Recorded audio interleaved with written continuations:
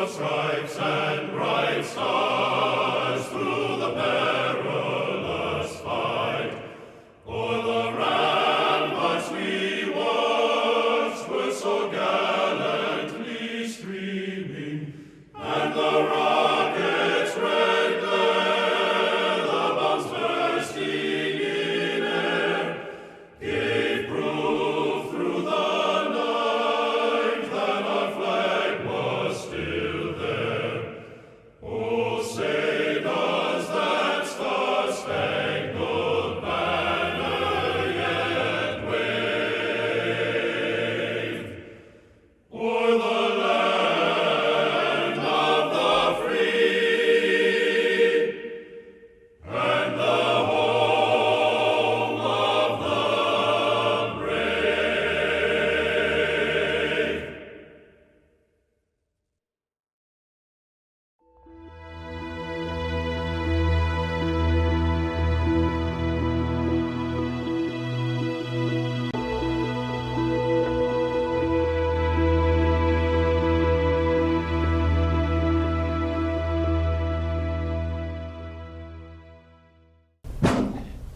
Morning, guys. Our guest today is Dr. Reverend Graham Standish. He has a PhD in Divinity, Master in Social Work, and a Master in Divinity, and one more. MA, what's? Masters in spiritual formation. Okay. Well, you don't blame me for not understanding that one. Okay. I don't either. Okay. All right. He is the executive director for Samaritan Counseling right here in Pittsburgh. And even though his main focus is to minister and coach people in the ministry, he does get into general counseling at Samaritan Counseling.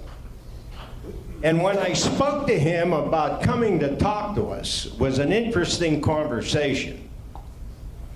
Because he said, "What would you like me to talk about?" I said, "Well, you know, our average age at the men's club is like close to 80, and we all have the same problem the way we look at millennials." And he said something to me that almost made me fall off my chair. Would it surprise you to know that their concerns, wants, and desires are pretty much the same as ours? I said, frankly, yeah, it would surprise me. But maybe they express it in a different way.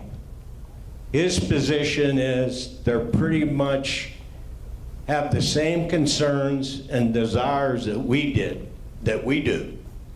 And I've asked him to come and talk about that. So with that, let's welcome Reverend Graham.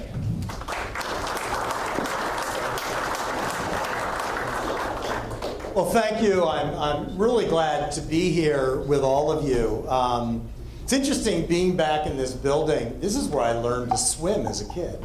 I was a minnow downstairs in the pool, and then I became, and then I became a shark, but it took me longer than everyone else. But lots of fond memories of summer camps here and activities here and all of that. And John, I do want to welcome you also, even though I'm not a member either, and just tell you that one of the great things about people in Western Pennsylvania, they are incredibly forgiving of anybody who goes on the dark side. They'll still always welcome you into the light. And so do want to welcome you also here. I do want to make a little plug for Samaritan. I've put brochures for Samaritan over near the coffee. I really would encourage all of you to grab at least one brochure. We are an organization that's been around since 1982. And one of the reasons I was willing to come to Samaritan as the executive director is that, quite frankly, I was perfectly happy being pastor of Calvin Presbyterian Church up in Zelienople. We had a church that for 22 years straight grew. And actually, some of the stuff I'm talking to you about today is one of the reasons we grew, is stuff that we understood. But I was happy there. I was at a point where I was 7 years from retirement, wasn't looking to move anywhere. But I was willing to go to Samaritan because it was a place that I had been referring people to for 25 years.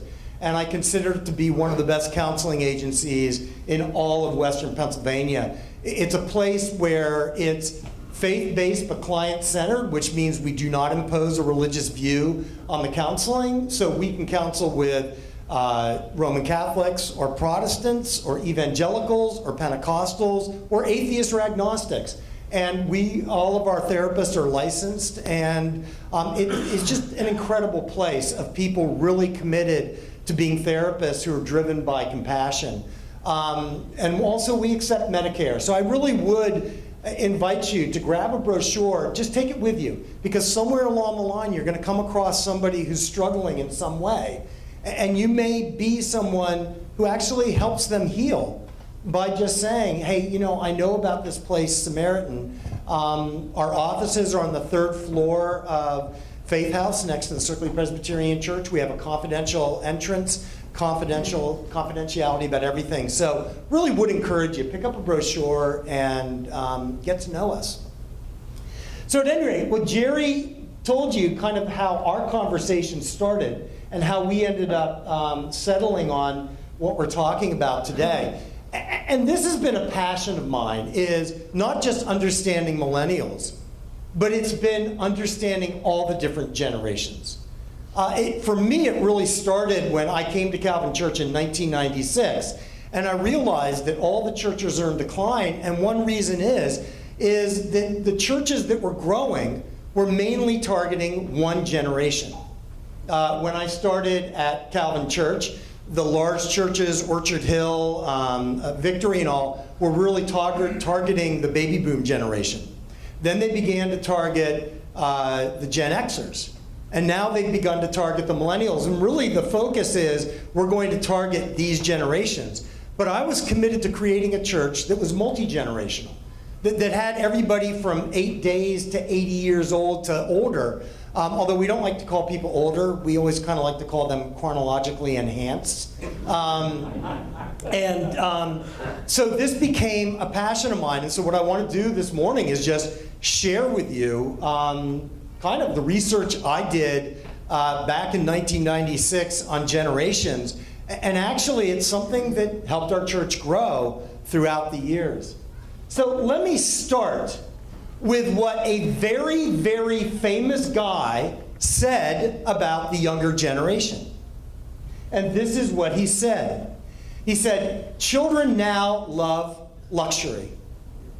They have bad manners, contempt for authority. They show disrespect for elders, and they love chatter in place of exercise. Spot on. I mean, this is the problem with younger people, right? They don't respect elders. They actually love chattering all the time. They don't like to get off their butts and go out and do things. They just like to sit around.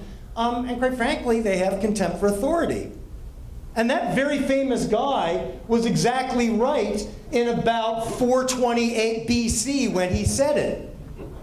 Because this was Socrates who said that.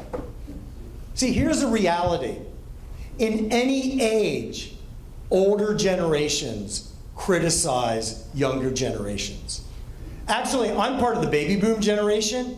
I grew up as a generation that was criticized. A lot of you grew up at the other edge. I'm at the very bottom of the baby boom generation. Some of you are in the upper edge.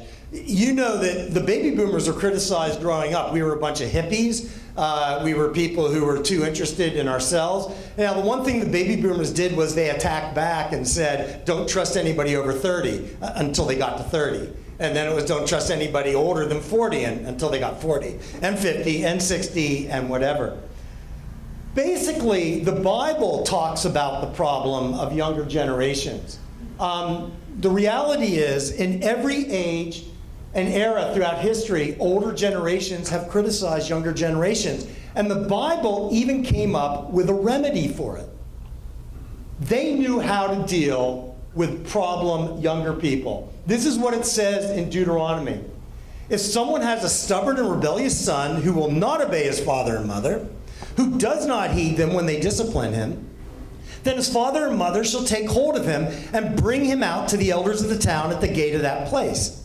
They shall say to the elders of the town, this son of ours is stubborn and rebellious. He will not obey us. He is a glutton and a drunkard. Then all the men of the town shall stone him to death. You shall purge the evil from your midst, and all Israel shall hear and be afraid.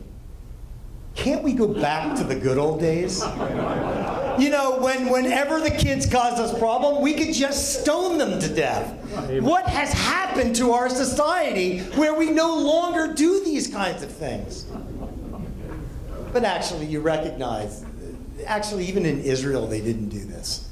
The number of stonings they had of adolescents was actually quite rare. I think the key to understanding younger people, and specifically not only millennials, but there's a generation coming up underneath the millennials that's now called Generation Z. The key to understanding both of them is to actually understand all the different generations. Not just understanding millennials, but understanding all the different generations. And here are things that you need to know, because it actually starts with understanding ourselves. Number one is we always compare younger generations to our generation's strengths and their worst to our best. You know, if you think about this, I remember when I was in my 40s, and the complaints of baby boomers, of Gen Xers, is they were a bunch of slackers, that they were lazy. Well, you know, they were comparing the Gen Xers to what they saw as the industriousness and sometimes overworking of the baby boomers. But what they forgot was the generations before the baby boomers also thought that baby boomers sat around, wore their bell bottoms, had long hair, smoked pot, and were lazy also. Every older generation looks at the younger generation and compares them to our strengths, not our weaknesses. And we always compare their worst to our best. Also, thing we don't often understand is every generation that grows up is a reaction to the previous generations, usually the previous 2 generations. The baby boomers grew up in reaction to their parents, who represented 2 different generations. What was called the silent generation and the GI generation. And we grew up as a reaction to them, and you're going to understand in what ways as I go further. But the reality is, all generations grow up in reaction to previous generations, and each generation has to fix the problems the previous generations created. And each generation knows it. The baby boomers were fixing problems that they saw as arising in the 50s and 60s. The millennials are growing up believing that they have to fix the problems of the 90s and 2000s. And that's something we need to pay attention to, because as long as we only understand this from our own generational cohort, we don't understand the different generations. It actually comes into understanding how history works. We often make a crucial mistake when we think about the past and try to predict the future. Have most of you ever noticed how bad people are at predicting the future? I mean, back when I was a kid, we were supposed to be driving around in flying cars. And we were supposed to have robots. I guess technically some people do have robots, because you can get those little vacuum cleaners that you just turn on and they kind of go. So the robots are coming, but you know, we kind of expected the Jetsons. And our cars still drive on the ground. They're just better cars. Some of them now can self-park. I'm scared to death to try a car that will actually drive for me. But the reality is, we make a crucial mistake when we think about the past and try to predict the future. And here's the problems we make. We have a tendency to think history is linear. And what I mean by that is that once something happens in history, it continues on like that. It just gets bigger, or it gets better, or it gets weaker, but it still continues. And that whatever happens today is going to continue in roughly the same manner into the future. But the problem is, often that's not the way the future works. We don't realize is that the future is always reacting to the past and often trying to remedy the past. So that what happens, we can't predict, is that when we think whatever's going on here, whether it's a fashion trend or whether it's a political trend or whatever it is, when we think, well, it's going to be like this into perpetuity, we don't realize that there will be generations that come in the future that will see that as a problem, and they're going to try to change it. So let me give you a great example. I'm going to do the baby boomers. So how many of you remember the way people dressed in the 1950s and early? So how did people dress? What color shirts did they wear? White. Men especially, white shirts, right? What kind of suits did they wear? What's that? Gray. Gray suits or navy blue or black suits, right? Maybe if you were wild, you had pinstripes on it. What were haircuts like? What were glasses like? Well, you know, the baby boom generation came along and they said, you know what?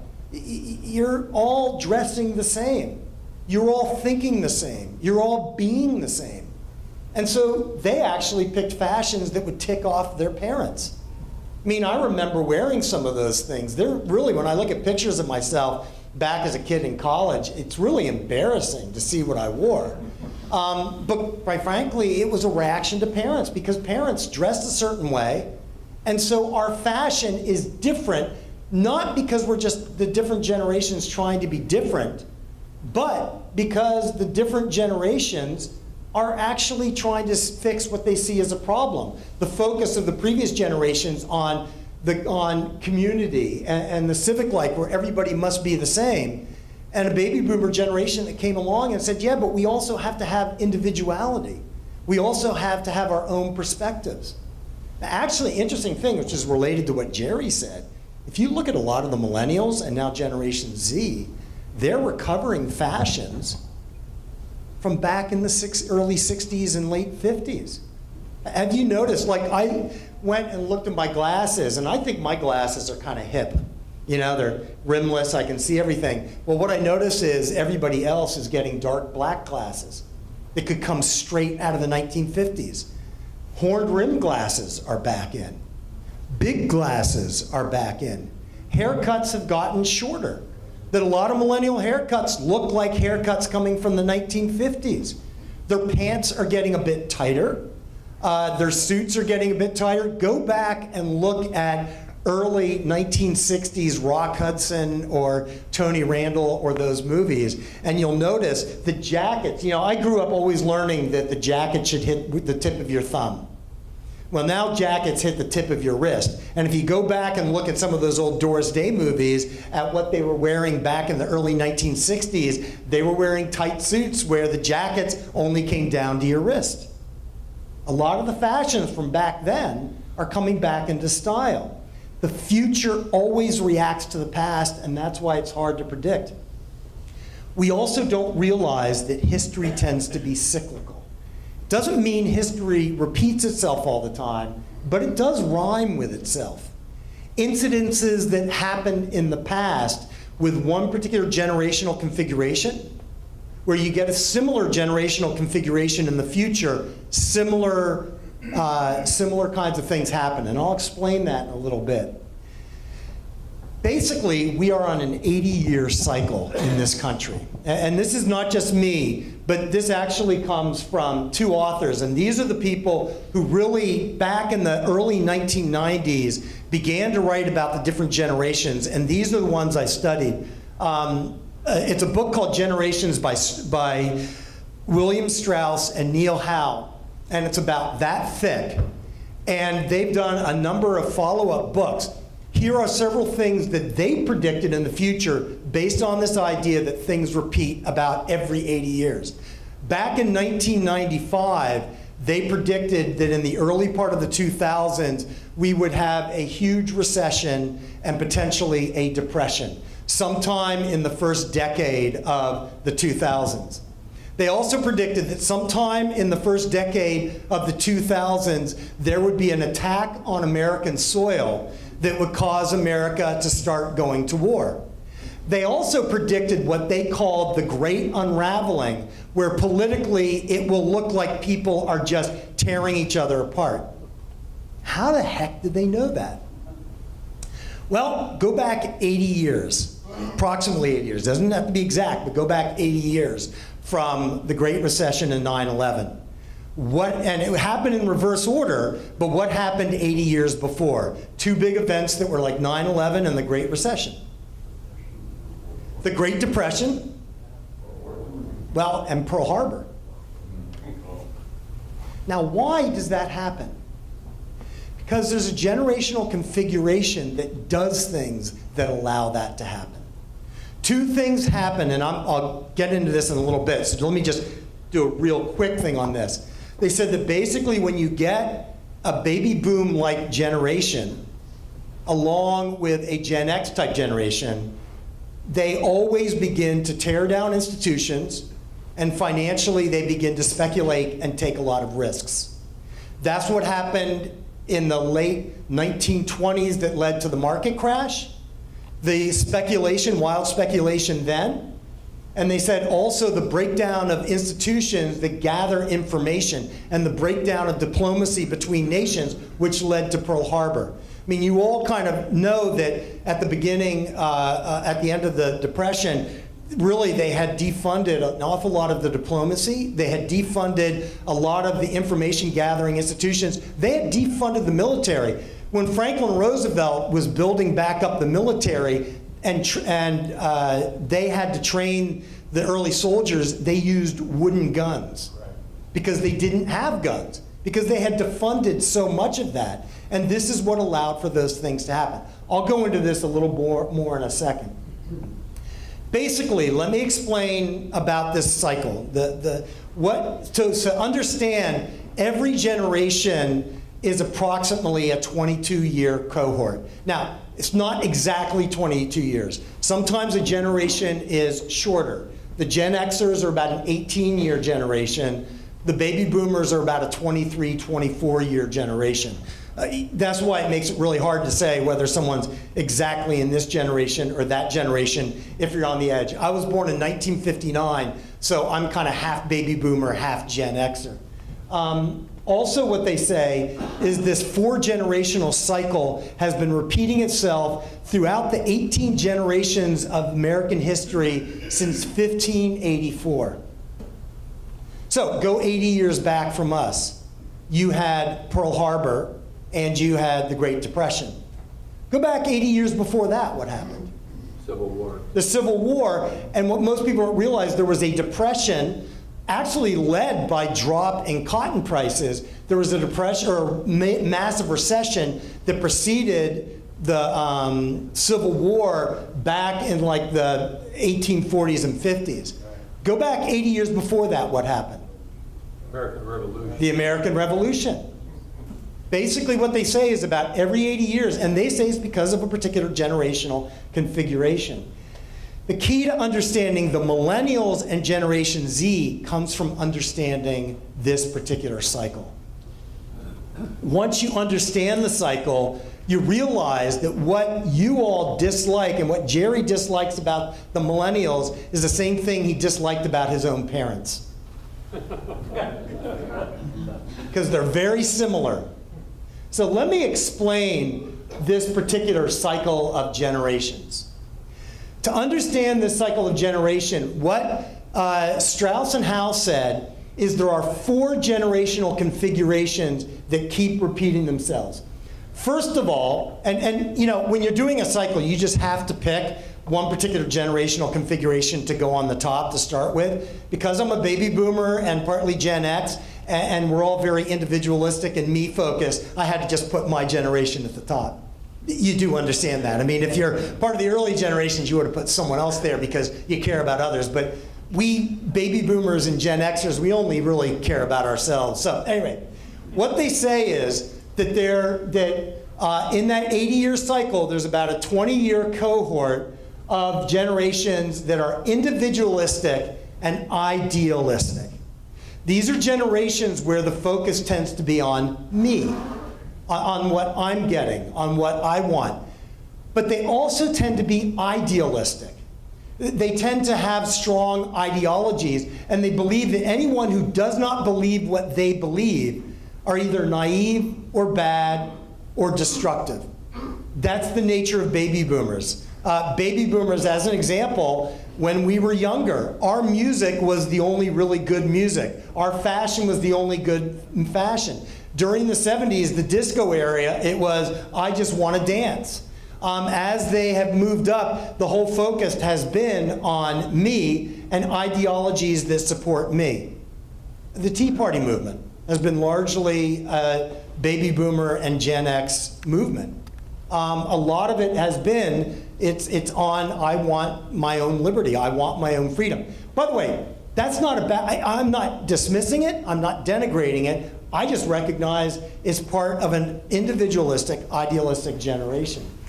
Examples throughout history of these people are Benjamin Franklin, Abraham Lincoln, I mean, some of our greatest people, Franklin Roosevelt, Bill Clinton. I mean, certainly you can see that me focus with Bill Clinton. Regardless of whether you're Republican or Democrat, you can see that a lot of the way he talked was about him. Also, same thing with George Bush, and same thing with Donald Trump. They're all part of an individualistic, idealistic generation. There's a generation that comes after that that tends to be individualistic and cynical. By the way, they call the individualistic, idealistic generation a prophet generation. These are the ones that are very good at public speaking and saying, this is the way the culture should be. This is the way we all should be. They're followed by an individualistic, cynical generation that is focused on me, but tends to actually see everything as falling apart. You know, what happens, just a way of understanding, individualistic, idealistic generations tend to grow up in times of stability. When they are kids, they tend to be indulged as kids. And I remember when I was a kid, the whole toy market was geared towards baby boomers. As you moved into the 50s, all of the music shifted to baby boomers, the toys to baby boomers, the fashions to baby boomers. Gen Xers grew up in a different time. They're very individualistic, but they grew up in times right after John F. Kennedy had been shot, Robert F. Kennedy had been shot, Martin Luther King Jr. had been shot. They grew up as children during the Vietnam War. They grew up in a time when people were starting to look more cynically at the culture, and instead of being hopeful, began to actually lose hope. And so in a lot of ways, the Gen Xers have become very individualistic and actually quite cynical about what's going on in the culture. They also tend to be a very extreme risk-taking generation. So, for example, how many of you ever heard of the X Games? The X Games are games that were developed by Gen Xers, which are like skateboarding or snowboarding through a pipe or things like that, where they actually were willing to kind of risk their necks to try to do the riskier and riskier and riskier thing. That's very much a part of the individualistic, cynical generation.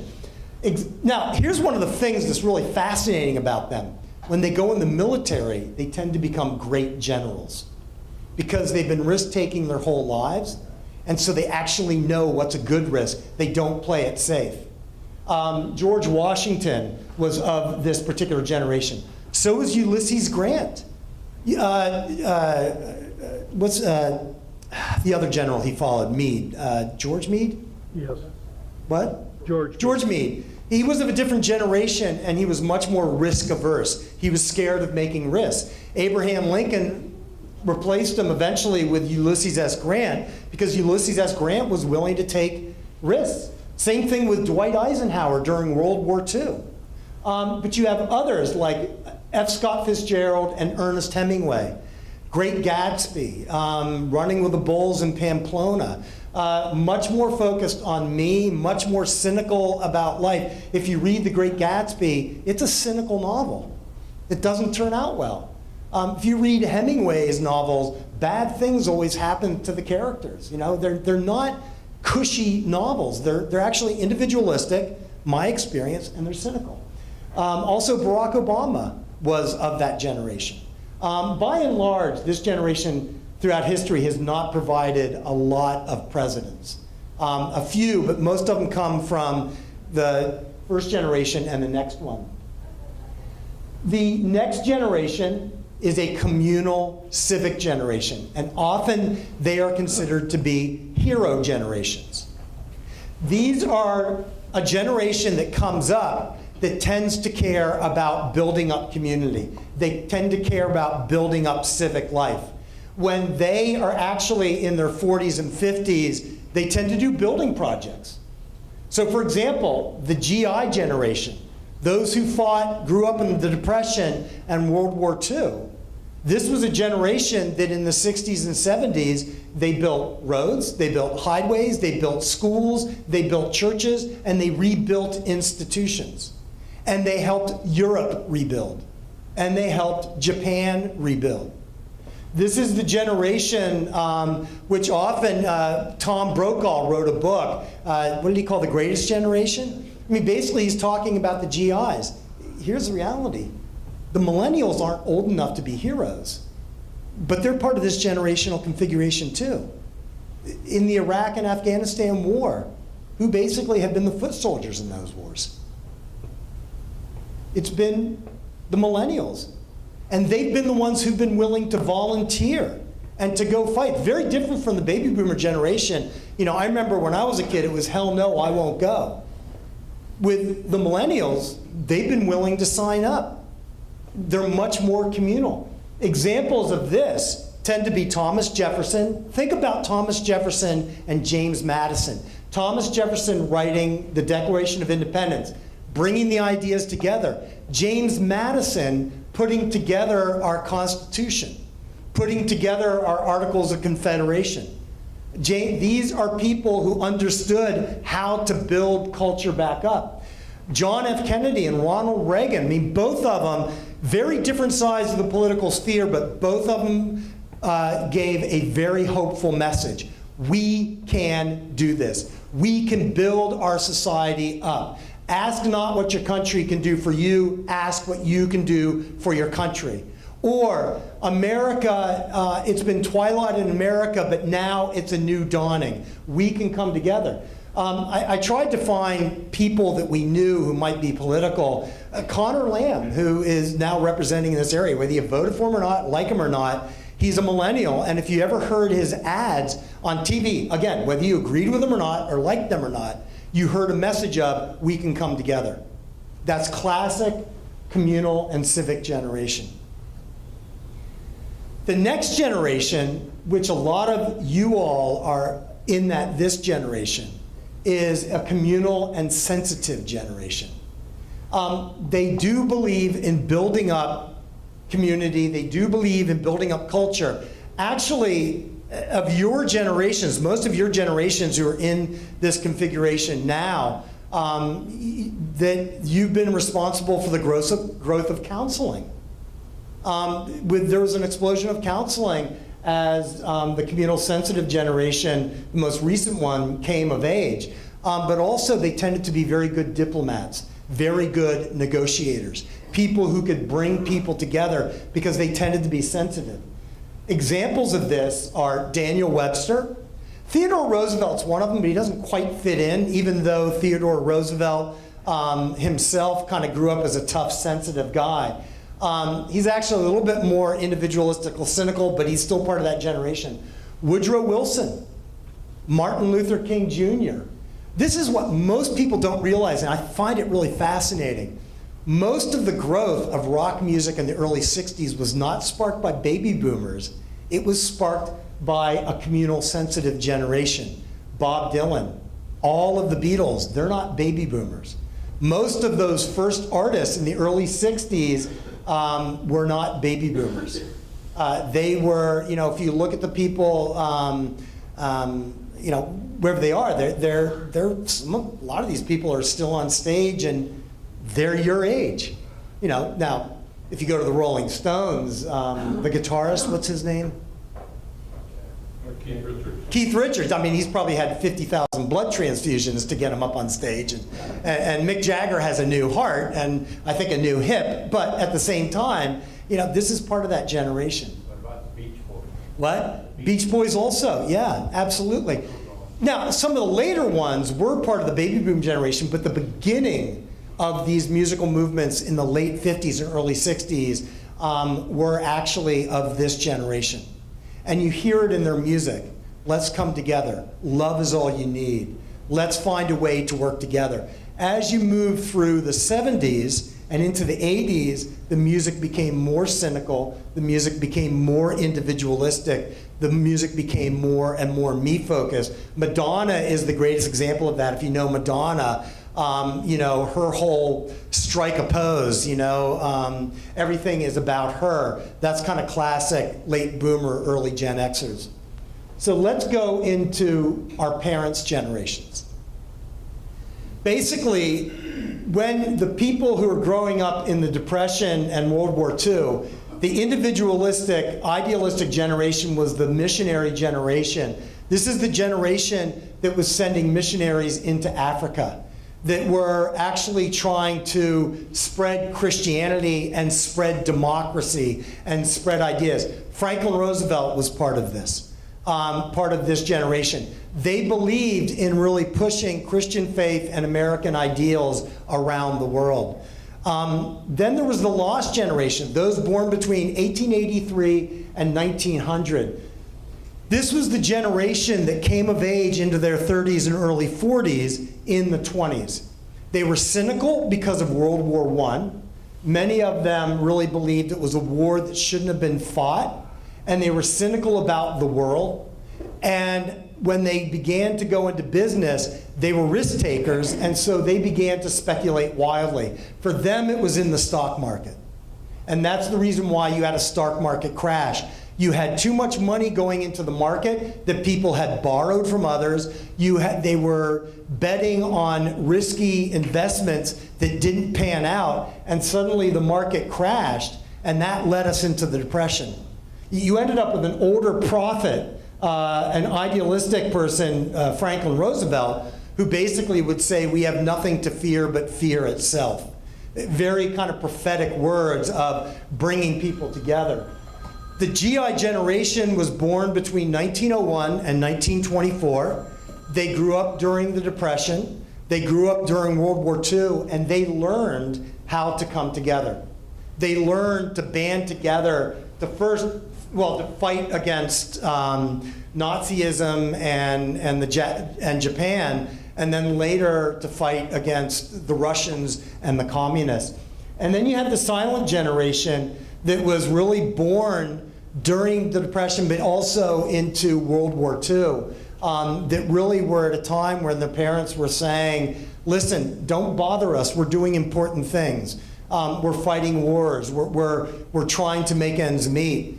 Please don't be seen, don't be heard, just take care of yourself and let us take care of important things.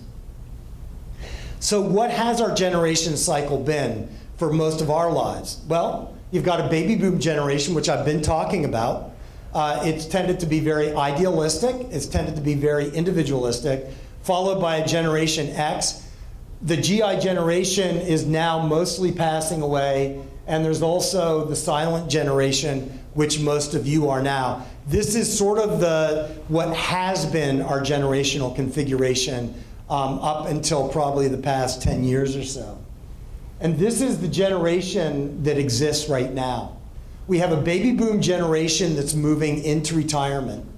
And basically, whether we like it or not, they're sort of making their last gasps in the political realm, in the literary realm, in music, in movies and film and books and all that. You have a Generation X that's now moving into their 50s and about to move into their 60s. And they're a generation that actually is trying to figure out what to do, because a lot of the polarization that we're having right now is because of the Gen X moving into these ages, and they have a hard time working with other people. They're easy at staking out positions, but they don't know how to cross aisles very well. You've now got a millennial generation that is coming up that actually cares about communal things and civic things. You hear it in the stuff they care about, whether it's climate change, whether it's the political polarization, whether it's what do we do about violence or terrorism or guns. When you hear millennials speak, they're always talking about how we can come together. And by the way, their technology, we get irritated with them and criticize them for looking at their phones. I've got kids who are millennials. Do you know what they're usually doing when they're on their phone? What are they doing when they're on their phone? Texting other people. My kids have group messages with, 15 different groups. My daughter Shay, she's got the dance group she texts with. She's got her friends group, which is, I have twins, her sister and their 3 best friends. They have groups from college, and they text all day long. They're always in connection. They're always posting things about themselves on Snapchat and Instagram. They're building communities. What irritates us is they're building communities through digital technology, because that doesn't make sense to us. And quite frankly, it doesn't to me, because I'm the slowest texter on the face of the earth. My thumbs don't move that fast. I mean, they just, and mine don't move that fast. And then you have a Generation Z, which is coming up now, which very much like the silent generation, your old generation kind of growing up at the end of the Depression, World War II, kind of, the communists fighting, et cetera, like that. The Korean War and all of that. Well, they've grown up with the Great Recession. They've grown up with the polarization. They've grown up with 9/11. And so they've often been told, we're doing important things. And so they are a generation that's similar to this generation. So let me finish by helping you understand millennials. One is they've grown up through 9/11, I just said this, the Great Recession and the Great Unraveling, ongoing foreign and domestic terrorism, and have been the soldiers in Afghanistan and Iran. They have seen baby boomers and Gen Xers tear down institutions, attack each other politically and personally, and cause the culture to become more polarized, and ignore what they experience as, what the millennials experience as threats. They're experiencing the older generation saying, this doesn't matter. Climate change, gun violence, and the need to work together nationally and internationally. They're frustrated because they want to do communal efforts to address these things, and they feel like they're being ignored and pushed down. But eventually, they will move into their 40s and 50s and 60s, and you will start to see them addressing these things. Also remember, they are a reaction to boomers and Xers. So part of the reason they irritate you also is we've grown up in generations that aren't like those generations, like that generation. As I said, this generation is more like your parents. And for many who are in the silent generation, you've actually been stuck between 2 dominant generations, the baby boomers and the millennials. That's a struggle, which is one of the reasons why your generation has tended to be somewhat more sensitive. So here are attributes of millennials. They're extremely group and community minded, as well as activity focused, since they've grown up participating in all sorts of organized activities, sports, band, dance, etc. They've been involved in communal activities their whole lives. We complain that they don't go outside and just have pick up football games. Well, that's because they've had organized sporting events their whole lives. Their technology, messaging, Instagram, Snapchat, gaming, and much more are their ways of building community. They've tended to be a generation that emphasizes community organization, civic mindedness, service, which translates to caring about global climate change, ending gun violence, mission, and service activity. They're a very service-oriented generation. My kids are constantly doing mission stuff, service stuff. My daughter even lived on a service floor in her college, where it was just expected if you live on that floor, you volunteer for different activities, and she does all over the place. Their cherished books and movies are often about younger people fixing the problems created by their elders. Harry Potter, the Hunger Games, the Divergent series, the Lorien series. Their books are about teenagers coming together. See, when I was growing up, it was always about the individual standing against things. Their generation is always about a group of teenagers, younger people coming together to fix the problems of older people. And they're not interested, by and large, in religion because they see modern Christianity as being overly idealistic and divisive, or old-fashioned and irrelevant. But when they do care about religion, they gravitate towards a mixture of ancient and contemporary stuff, and churches that seem to be involved in the community and that care about nature and the world and people. One of the things we did when we read this book back in the late 1990s was we started shifting the way we built our church to appeal to millennials. Over the last 3 years of my being at Calvin Church, I did more baptisms in those 3 years than I did in the previous 12 years, because all of a sudden millennials came because we did things intentionally back in 1990 that we knew would appeal to millennials in the early part of the 2000s and the teens. So, my final thing is, you're going to be irritated with millennials. They're going to be different from you, but make friend with them, because they actually, whether you know it or not, most millennials like chronologically enhanced people, and they actually want to be your friends and want to play games with you and do things with you. That's all I have. I want to thank you for this, and I know that we're supposed to have questions also, but thank you very much.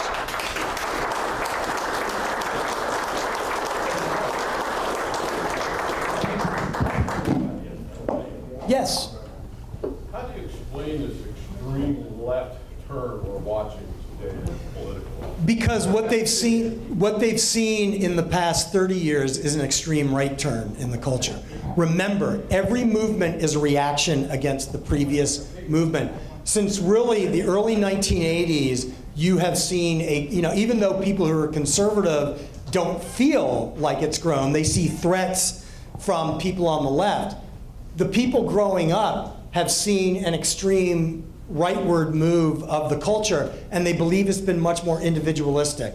Libertarianism, cutting taxes. It's, again, I'm not saying these things are wrong. This is what they see.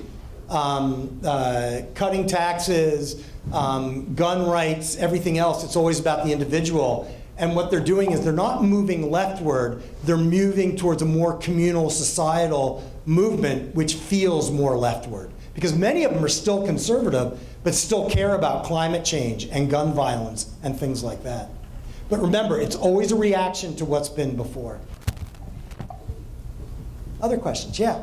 You see with these 80-year cycles, and picking up what this gentleman just said, we live now in an extremely, does education change in these 80-year cycles? I mean, we're living in a cycle now through college and schools, but almost 90% of it is taught on a liberal vein. How do we make that change? I mean, that liberal vein, to a lot of us, there's no discipline, there's no respect. How do you make education change so it's not so lopsided? Well, here's what I would say. Okay, so number one, where are you seeing what's going on in education? In colleges now, where's the information? And I'm not saying this critically. Where do we get our information about what's going on in college? I can't answer that. Well, I can't. If you'd asked me that 10 years ago, I think I could have given you the answer. The answer is most of the people who we're listening to are people in our generation, and they're criticizing the younger generation. What's happening on college campuses, again, it looks like a leftward lurch, but for them, they don't experience it that way. They experience growing up as being unsafe places. They've grown up with listening to their parents argue about everything. They've grown up with cable television where all people do is battle back and forth. And so when they say they want kind of a safe place, That's actually what they're yearning for. Again, what I'm asking you to do, I'm not asking you to say they're right and we're wrong. What I'm asking you to do is to go into their perspective and look at it from where they are. And remember, they are a reaction against us.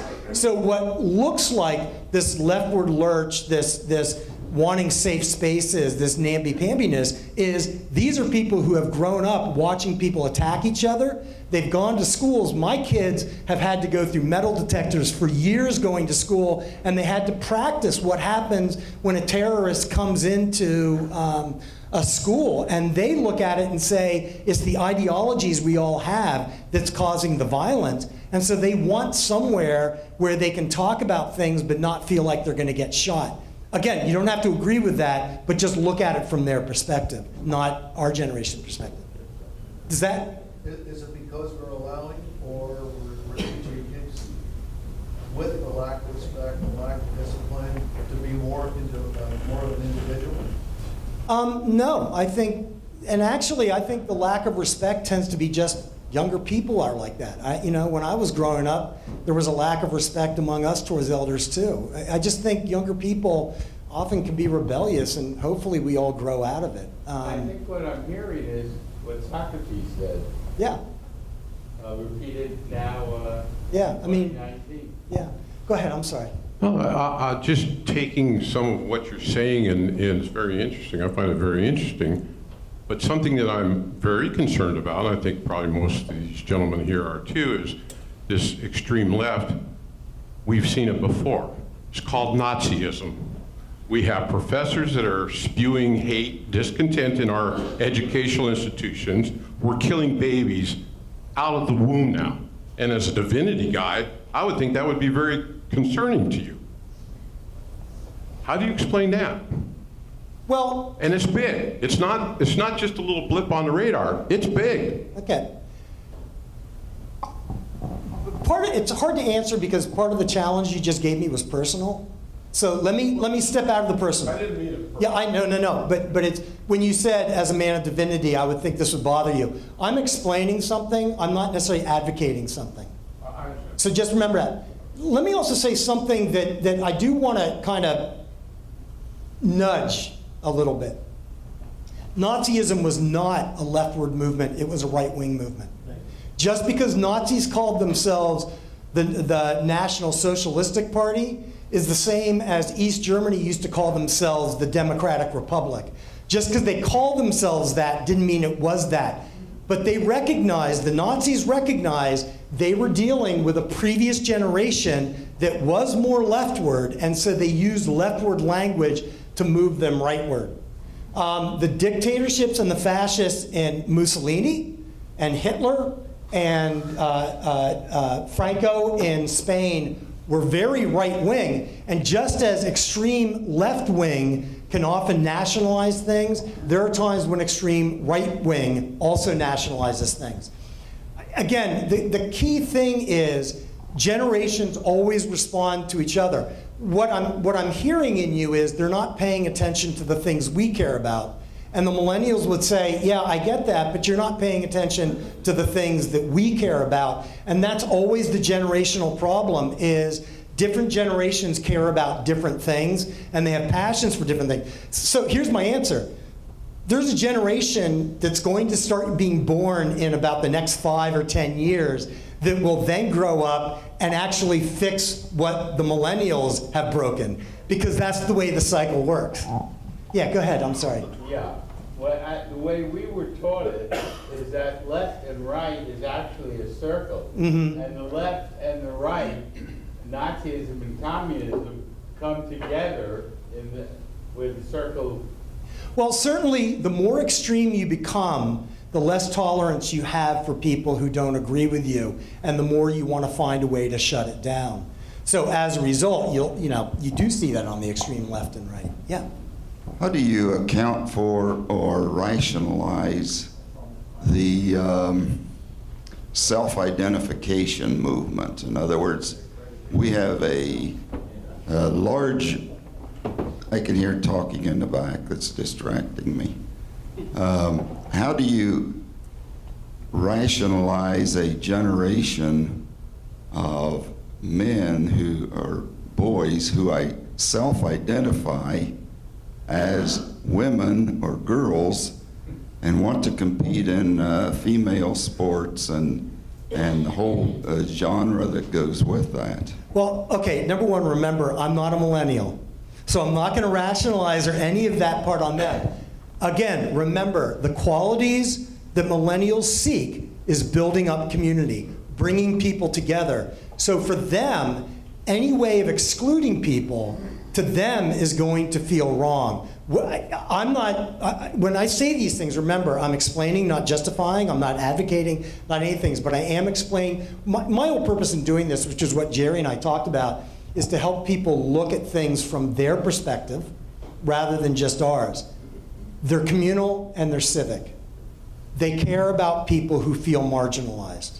And so therefore, they look at the gay population, they look at transgender population, they look at all of them as people who are excluded in the same way they look at minorities like that, and they're going to care about how do we bring people together. Whether we agree with them morally or not, one of the problems they're having is they're walking away from religion because all they think that older people who are religious care about is how do we make everything unified so that everybody looks the same and thinks the same. It's not what we're trying to do. It's not what we try to do in my church, but it is what they see. What they see of us is not right.